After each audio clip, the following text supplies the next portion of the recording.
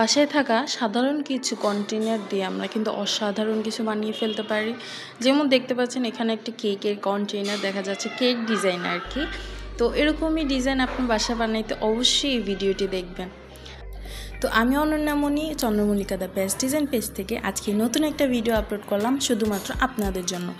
তো সবার বাসায় ছোট ছোট কন্টেনার, বড় কন্টেনার বা ছোট অনেক কিউট কন্টেনার থাকে যেগুলো আমরা ডেকোর করে ঘরকে সুন্দর সাজাতে পারি। ওকে, তো আমি এখানে ফার্স্টে আমার কাছে একটা পেন্সিল রাবারের জন্য একটা কন্টেনার ছিল, তো সেটাই আমি ইউজ করছি।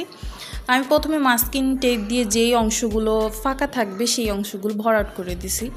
তারপরে যে অংশগুলোতে আমি মাস্কিং টেপ লাগাইনি সেই অংশগুলো আমি জেসো দিয়ে কোট করে নিয়েছি। তারপরে যার যার পছন্দের কালার এবং ডিজাইন অনুযায়ী আপনি কালার ইউজ করতে পারেন। আমি একটু পিঙ্ক কালার দিয়ে নিছি, সেটা হোয়াইট এবং রেড মিক্স করে। তো আমার কাছে এয়ার ড্রাই ক্লে ছিল। আমার আইডিয়াটা প্রথমে মাথায় আসেনি, পরে আমি যখন আমার এই হাবিজাবি জিনিস থাকে তো সেগুলো চেক করছি। চেক করার পরে দেখলাম এই নজেলগুলো আছে সেগুলো অনেক দিন ধরে আনা হয়েছিল, তো সেগুলো আমি ইউজ করে দিচ্ছি। আর দেখতেছেন যে এখানে ক্লেগুলো আমি জাস্ট নজেলের ভিতরে দিতেছি, আর জাস্ট ধাক্কা দেওয়ার জন্য কিছু একটা থাকলে হয়েছে, হাত দিয়েও পারবেন, সমস্যা নেই। তো এরকমভাবে অনেকক্ষণ সময় নিয়ে আমি এটা আস্তে আস্তে বানাইছি।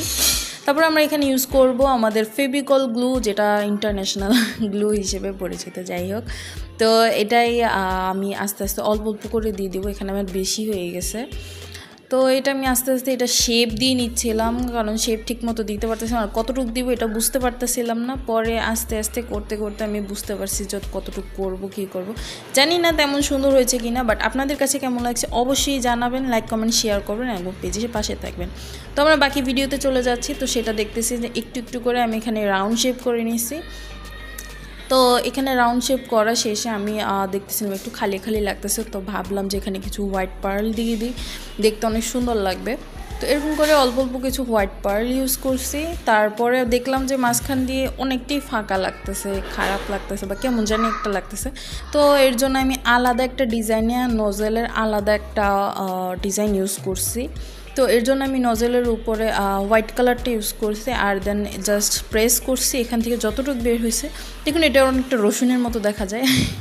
আচ্ছা, যাই হোক, যারা কেক ভিডিও দেখে থাকেন তারা অবশ্যই দেখলে বুঝবেন যে এরকমভাবেই উপরের ডিজাইনগুলো করা হয়। তো এরকমভাবে করে আমি নিজে জাস্ট হালকা করে ধরে এটা ছাড়াই নিছি। তো এরকমভাবে এটা রেডি হয়ে গেছে। তেমনভাবে প্রায় যতটুকু লাগবে আমি অতটুকু পর্যন্ত রেডি করে তারপর আমি এটা আঠা দিয়ে স্টিক করে দেব। ওকে, তো আমি অনেকবারই দেখাই নিচ্ছিলাম যে এভাবে করতে হবে। ওকে, আপনারা দেখে তো বুঝতে পারছেন, না বুঝতে পারলে অবশ্যই কমেন্ট করবেন এবং জানাবেন যে এটা কিভাবে করব। আমি অবশ্যই আরেকটা দরকার হলে আরেকটা ভিডিও বানিয়ে দিব। তো আমরা এখানে ফেভিকল গ্লু দিয়ে আঠা লাগিয়ে দিচ্ছি।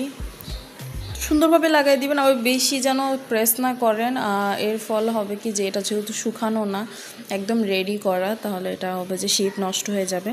উপর দিয়ে রাউন্ড একটা করেছিলাম, রাউন্ডটা শুধু ভালো লাগতেছে না, তার জন্য একটু কাটা কাটা করে নিয়েছিলাম।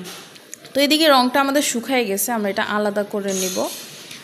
উপরের স্টিকারটাও আলাদা করেছে, কারণ যখন কন্টেনার ঘুরাবে রঙ এভাবে উঠে যাবে, তার জন্য আমি ওই উপরের অংশে রঙ করিনি। তো এভাবেই আমাদের আঠাগুলো কন্টেনারটা রেডি হয়ে গেছে।